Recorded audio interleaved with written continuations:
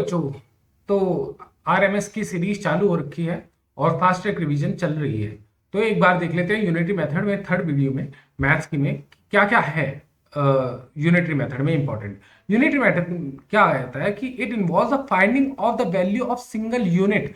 एक single unit की value find करनी होती है। अब जैसे मेरे पास 50,000 समझो कि अगर मैं एक तरीके से 10,000 रुपये कमाता हूं 30 दिन में, मान के चल लेते हैं, तो मैं 30 से हटा कर दूंगा और जब भी मैं 30 से डिवाइड करता हूं तो ये एक की वैल्यू निकालता है।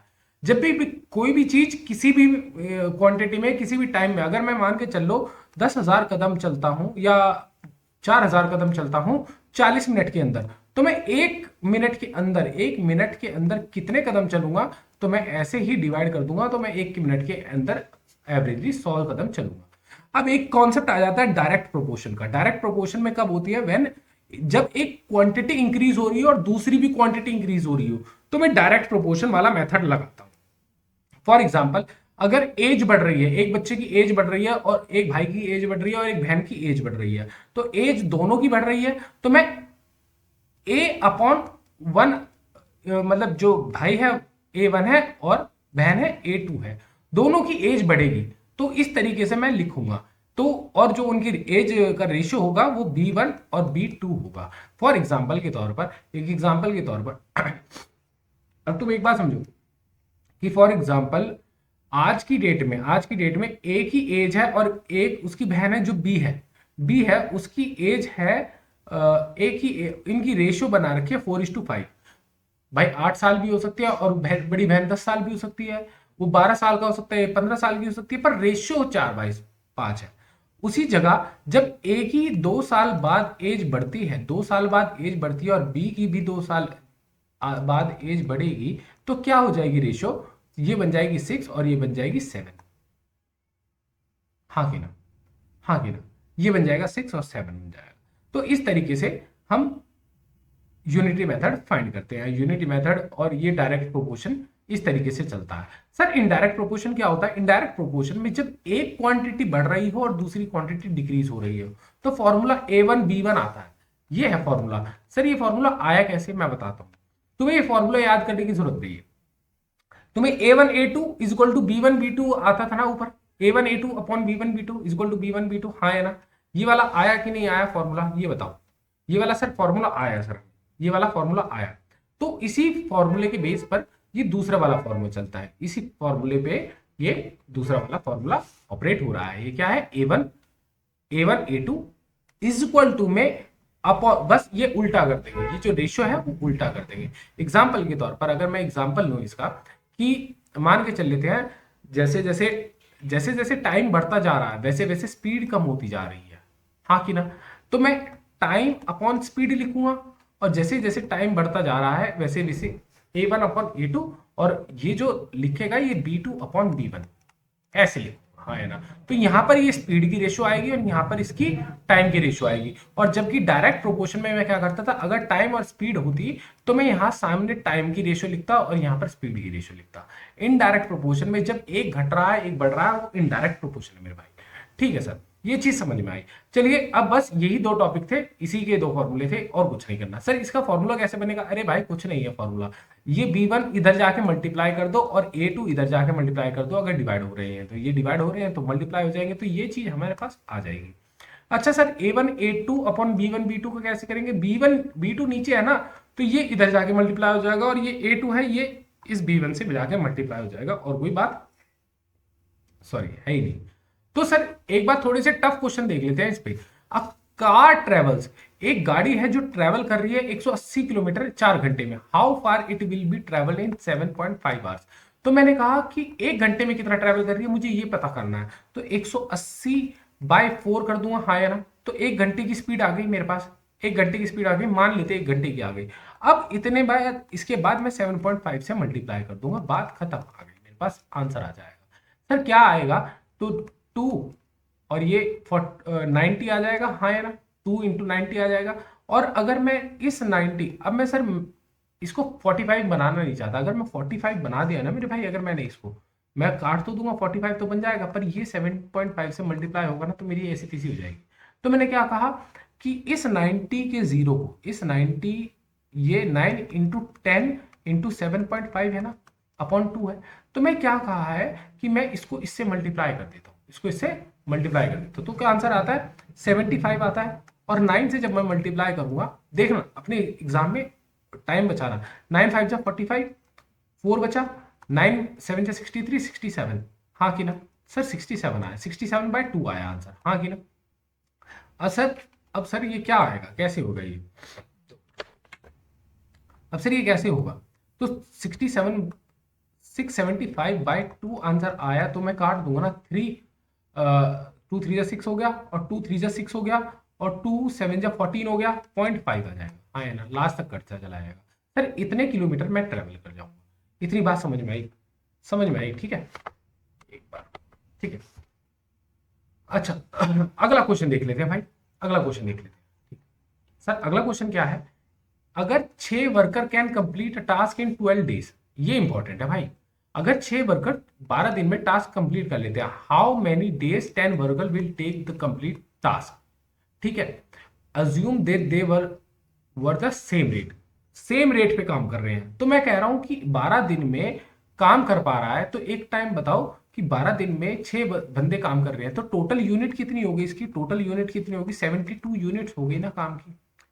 मान लेते हैं एक दिन में 6 वर्कर लग रखे हैं, और एक दिन में कितने, आधा कमरा बनाते हैं, 2 दिन में एक कमरा बनाते हैं, तो क्या हो जाएगी ना यूनिट। तो ऐसे ही मैंने यूनिट्स फाइंड कर ली कितनी। अब यही यूनिट्स को अगर मैं 10 वर्कर लगे होते इससे डिवाइड कर देता हूं, तो 7.2 आ गया मेरा आंसर, 7.2 डेज आ गया मेरा आंसर, ठीक है। अच्छा sir, a shopkeeper sells 8 kg of sugar for 480, how much would 15 kg sugar cost है। मुझे 8 kg की शुगर का पता है, मुझे 1 kg की शुगर निकालनी है, तो 480/8, तो 8 6 48, 60 गुना, और मुझे कितनी एज शुगर निकालनी थी, 15 की, 15 6 90, 900, आंसर आ गया। बहुत सिंपल है कॉन्सेप्ट, कोई दिक्कत वाली बात नहीं है।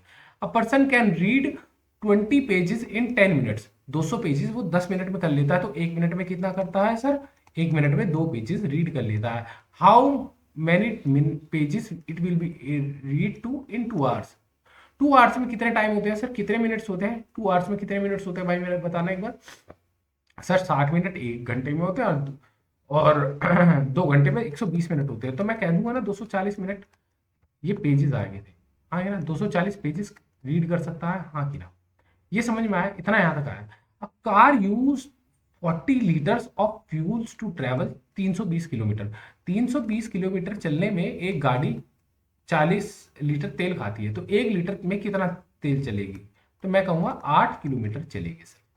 How much fuel will be required for 560 की जर्नी, 560 किलोमीटर जर्नी की लिए।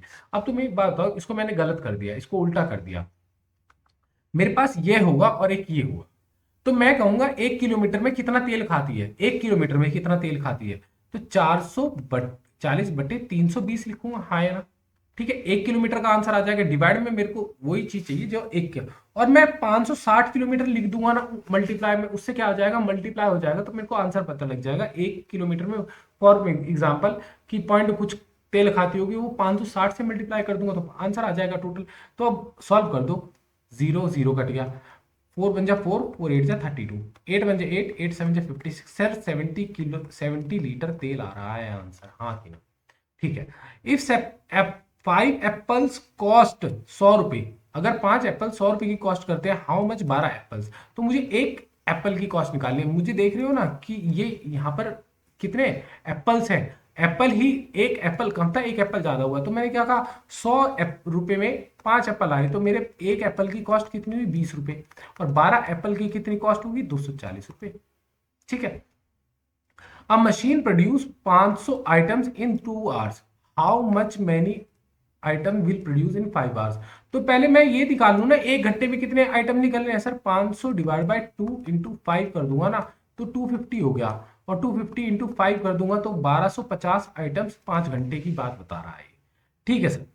अगला क्वेश्चन देख लेते हैं सर, बढ़िया बढ़िया क्वेश्चन आ रहे हैं। A person spend 180 on 3 pen, तो अच्छा एक पेन कितने का हुआ मेरे भाई, 180 डिवाइड बाय 3, और मुझे 10 पेन की कॉस्ट निकालनी है, 10 पेन लेता तो कितने आते, 60, सर 600 रुपए के पड़ते, खत्म।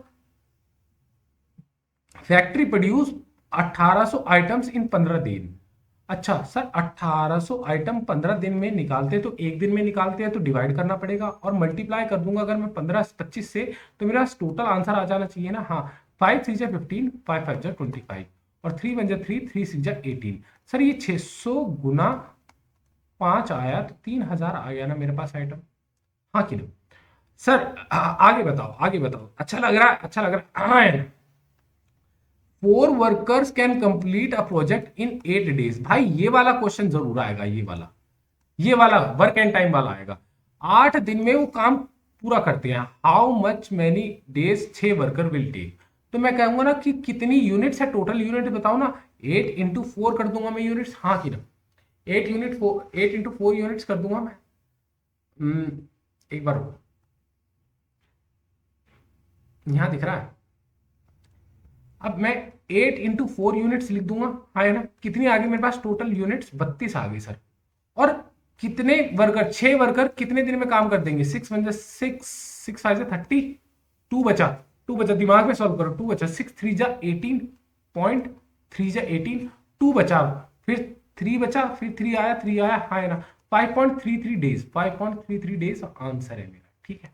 इतनी बात समझ में आई। ऐसे ही क्वेश्चन बिल्कुल, अब बिल्कुल बेसिक वाले करवाऊंगा जो तुम्हें आते हैं। अच्छा 5 पेन 50 के कॉस्ट करते हैं, हाउ मच एक पेन कॉस्ट, ये तुम बता सकते हो 10 रुपए में। बस बहुत सिंपल सिंपल क्वेश्चन है ये, ठीक है, इसमें कुछ नहीं है इनमें। 8 worker can complete 12 days, 4 worker can. अच्छा अगर ये देखना 8 worker can complete a task in 12 days, तो कितनी यूनिट्स होगी सर, 12, 96 यूनिट्स होगी। How many days 4 worker will take, तो मैं कह दूंगा ना 4 वर्कर कितने दिन में काम करेंगे, 4 वर्कर कितने दिन में काम करेंगे, 4 2 जा 8 और 4 4 जा 16, 24 डेज में काम करेंगे सर, ये रहा आंसर फॉर 24 डेज, ठीक है। A car travel 60 kilometre in 2 hours, 1 घंटे में 30 किलोमीटर चली होगी, और 1 घंटे में 30 किलोमीटर चली है तो 5 घंटे में कितना चलेगी, 150 किलोमीटर, खत्म। अरे बहुत सिंपल सिंपल क्वेश्चन है, पर तुम्हें कॉन्सेप्ट क्लियर होना चाहिए, ठीक है। इस तरीके से क्वेश्चन है, अ train covers 90 kilometre in 2 hours, how much cover 20।